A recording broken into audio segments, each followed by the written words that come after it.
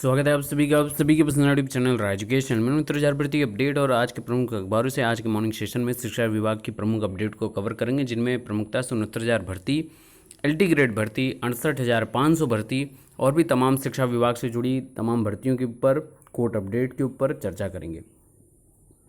69,000 भर्ती में किस कैटेगरी में कितने चयनित हैं, ये पूरा वर्गवार आंकड़ा जो है वो लगातार वायरल हो रहा है और बार बार उसकी पुष्टि की जा रही है कि वो आधिकारिक है और एमआरसी पर सरकार का ये काउंटर रहेगा। विशेषतः इसके ऊपर मैंने मॉर्निंग में ही चर्चा कर ली आप लोगों से, जिसमें मैंने एकदम स्पष्ट तरीके से आप लोगों को बता दिया है कि ये कैटेगरी पहली लिस्ट इसलिए आपके समक्ष नहीं देखने को मिल रही है, सेकेंड लिस्ट ही दिखाई जा रही है लास्ट में अंततः, ताकि आपको ये पता चल सके कि 69,000 भर्ती के सापेक्ष किस कैटेगरी में कितने अभ्यर्थी चयनित हो चुके हैं। दूसरी इंपॉर्टेंट बात है कि ये आधिकारिक है अथवा नहीं है, इसकी अभी कोई पुष्टि नहीं है। तीसरी इंपॉर्टेंट बात ये है कि मैक्सिमम हर ज़िले में, जैसे एक आपने देखा होगा पूरी पीडीएफ जो जारी की जाती है, तो पूरे प्रदेश की पीडीएफ जारी की गई जिसमें 67 की चैनल लिस्ट आपको देखने को मिली।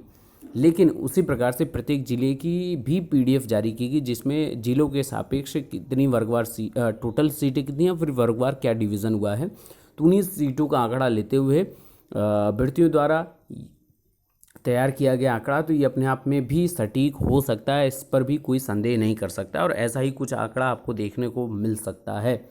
अगर ऐसा कुछ है तो एक बेहतर बात होगी और जो अभ्यर्थी परेशान हैं, आपस में ही मन मुटाव किए हुए हैं, उन सभी से दूर होते हुए आपसी तालमेल को बनाते हुए भर्ती प्रक्रिया आगे बढ़ जाएगी बिना किसी रोक रुकावट के, तो एक बेहतर बात भी है। वहीं अगर बात करें आज की सुनवाइयों को लेकर, तो आज एमआरसी मुद्दा, एनओसी मुद्दा और उत्तर कुंजी मुद्दे, ये तीन मुद्दे लगातार आपकी कोर्ट में हैं और उम्मीद करेंगे कि इस पर कुछ पॉजिटिव संदेश निकल कर आए और इसकी अपडेट आपको मिलती रहेगी। वहीं डीएलएड सेमेस्टर बैक वालों के लिए भी प्रमोट का ऑप्शन दिया गया है। इसके अलावा एलटी ग्रेड नियुक्ति के लिए अगले सप्ताह से मांगे जाएंगे आवेदन। कभी प्रमुख अपडेट है शिक्षा विभाग से जुड़ी, उसको कवर करते हैं। तो चलिए वीडियो शुरू करते हैं। तो जैसा मैंने बताया आपको कि एमआरसी मुद्दे पर एकदम स्पष्टीकरण आया है। ओबीसी 31,605, जनरल 19,805, एससी 67,000 में से अगर इस टोटल लिस्ट को निकाला जाए तो आपके 16,457, बाकी 245 एसटी अभ्यर्थी हैं, तो ये आपको पता है। अब इसमें इम्पॉर्टेंट बात आप लोगों के लिए ये है कि ये जो एमआरसी पर काउंटर है, अगर सरकार कुछ इस प्रकार का ही आंकड़ा प्रदर्शित करती है तो कहीं ना कहीं बेहतर बात होगी और जो रोग प्रतिरोधक क्षमताएं विकसित हो रही हैं उस पर भी एक पॉजिटिव संदेश निकल कर आएगा। तो जैसा मॉर्निंग सेशन में मैंने आपको लिस्ट में बताया था, लास्ट में अगर हम देखें तो यहाँ पर देख सकते हैं टोटल 69,000 भर्ती के सापेक्ष 19,805 जनरल, 31,605 ओबीसी, 16,212 एससी और 245 एसटी मित्र हैं। तो यहाँ पर अगर आप देखेंगे तो जस्ट डबल के लगभग आपके हैं ओबीसी भर्ती हैं। अब इसका रीज़न भी यही है क्योंकि मैक्सिमम 85,000 के लगभग आसपास ओबीसी मित्र पास हुए हैं। तो जाहिर सी बात है पिछली 68,500 में भी यही हुआ था, मैक्सिमम ओबीसी अभ्यर्थियों ने क्वालिफाई किया था, उन्होंने अपनी मेहनत के दम पर क्वालिफाई किया और वहीं यहाँ पर भी देखने को मिला है। ठीक है ना, तो 19,000, 31,000, 16,000 और 245, तो ये पूरा आंकड़ा है और अगर ये पॉजिटिव है तो कहीं ना कहीं एमआरसी पर कोई भी परेशानी आपको देखने को नहीं मिलेगी, इसकी उम्मीद है। तो ये तो इम्पोर्टेंट बातें रही। हालांकि अभी इसकी पुष्टि नहीं हुई है कि आधिकारिक पुष्टि है या नहीं, एमआरसी पर सरकार द्वारा काउंटर लगाया गया अथवा नहीं, इसके भी आधिकारिक पुष्टि नहीं। जैसे इसकी पुष्टि हो जाएगी हम आपको उसकी भी अपडेट सुनाई देंगे। अब सबसे इम्पोर्टेंट है कि आज कोड नंबर 14 में सीरियल नंबर 50 पर चंद्रधारी सिंह की बेंच में अनामिका वर्मा और अन्य की याचिका लगी हुई है। एमआरसी पर मैंने आप लोगों को बताया है, जिसमें लोहा सिंह वाली भी याचिका उसके साथ टैग है, तो वो भी सुनवाई होगी। इसके अलावा एनओसी मुद्दे पर सुनवाई है, साथ साथ उत्तर कुंजी प्रकरण पर भी सुनवाई है। तो ये तीन प्रमुख मुद्दे हैं। तो आज तीन महत्वपूर्ण मामले लगे हुए हैं, जिसमें उत्तरमाला कोर्ट नंबर 1 में फ्रेश नंबर 39वें पर है, एमआरसी प्रकरण कोर्ट नंबर 14 में एडिशनल में 50वें नंबर पर, तथा एनओसी मामला सिंगल के अंतरिम आदेश के खिलाफ special appeal additional cause list 26वें नंबर पर लगा हुआ है। सबसे इम्पोर्टेंट बात है कि जो एनओसी मामला है सिंगल बेंच के अंतरिम आदेश के खिलाफ है, स्पेशल अपील की गई है, जिसकी एडिशनल कॉस्ट लिस्ट 26वें नंबर पर है। तो देखते हैं इसमें क्या होता है, और इसकी अपडेट जितनी भी आएगी आप लोगों को कोर्ट अपडेट लगातार दी जाएगी। बात करते हैं तो डीएलएड के ऊपर, इसके बाद एलटी के ऊपर बातचीत करेंगे। तो डीएलएड 2018 बैच के प्रशिक्षुओं को प्रथम सेमेस्टर व द्वितीय सेमेस्टर के अंकों के औसत अंक तृतीय में प्रदान किए जाएंगे।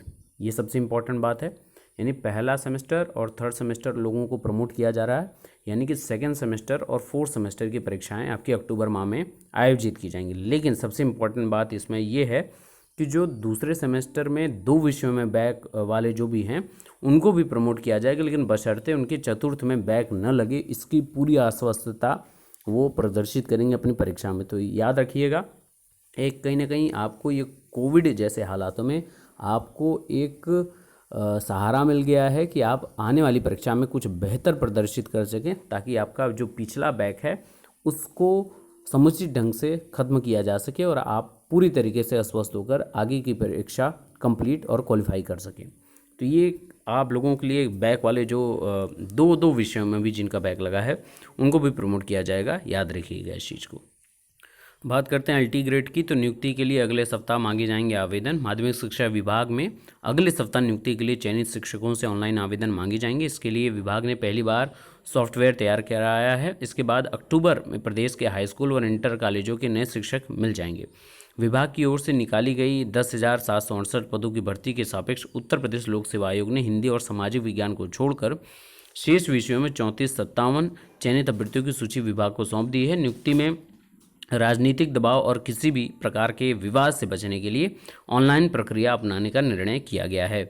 चयनित अभ्यर्थियों को विषय के अनुसार जिलों में रिक्त पदों पर नियुक्ति का विकल्प देना होगा। अपर मुख्य सचिव आराधना शुक्ला ने बताया है कि आवेदन की अंतिम तारीख के बाद सॉफ्टवेयर वरीयता और रिक्त पदों के विकल्प के आधार पर स्वतः नियुक्ति का आदेश जारी करेगा।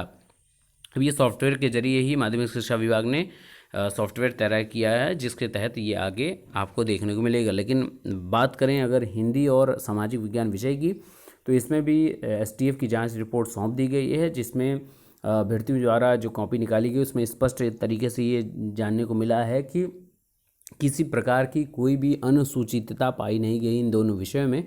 तो जल्द से जल्द ये कॉपी लोक सेवा आयोग को सौंप दी जाए, और उसके बाद चयनितों के साथ साथ जो हिंदी और सामाजिक के अभ्यर्थी हैं जो साथ में सभी 15 विषयों की परीक्षा में सम्मिलित हुए थे, उनको भी आगे पीछे न करते हुए साथ में अगर सम्मिलित कर दिया जाए तो एक बेहतर विकल्प होगा विभाग का भी और आयोग का भी। हालांकि कोर्ट ने 10 दिनों की जगह 15 सितंबर तक आखिरी 10 दिन का मौका दिया गया है कोर्ट के द्वारा, ताकि 15 को ही सारी चीज़ें क्लियर हो जाएं और हिंदी और सामाजिक के अभ्यर्थी भी लगातार उन सभी 13 विषयों के भर्तियों के साथ चयनित हो सकें और अपनी शिक्षण कार्य को वो आगे बढ़ा सकें।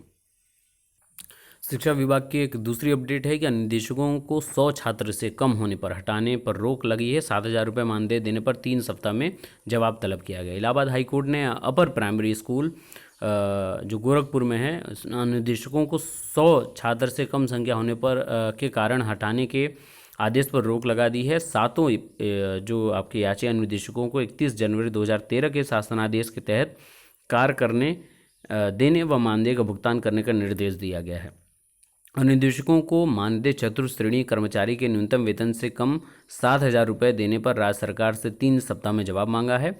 यह आदेश न्यायमूर्ति पंकज भाटिया ने प्रभु शंकर व अन्य की याचिका पर दिया है। याचिका का कहना है कि संविधान के अनुच्छेद 21(a) के तहत केंद्र सरकार ने अनिवार्य शिक्षा कानून बनाया। शिक्षकों की जरूरत पूरी करने के लिए मानदेय पर 11 माह के लिए नवीनीकृत करने की शर्त के साथ अनुदेशकों की नियुक्ति की व्यवस्था की। कला, स्वास्थ्य, शारीरिक कार्य शिक्षा देने के लिए 41,307 अनुदेशकों के पद सृजित किए गए हैं। इन्हें भरने के लिए विज्ञापन निकाला गया।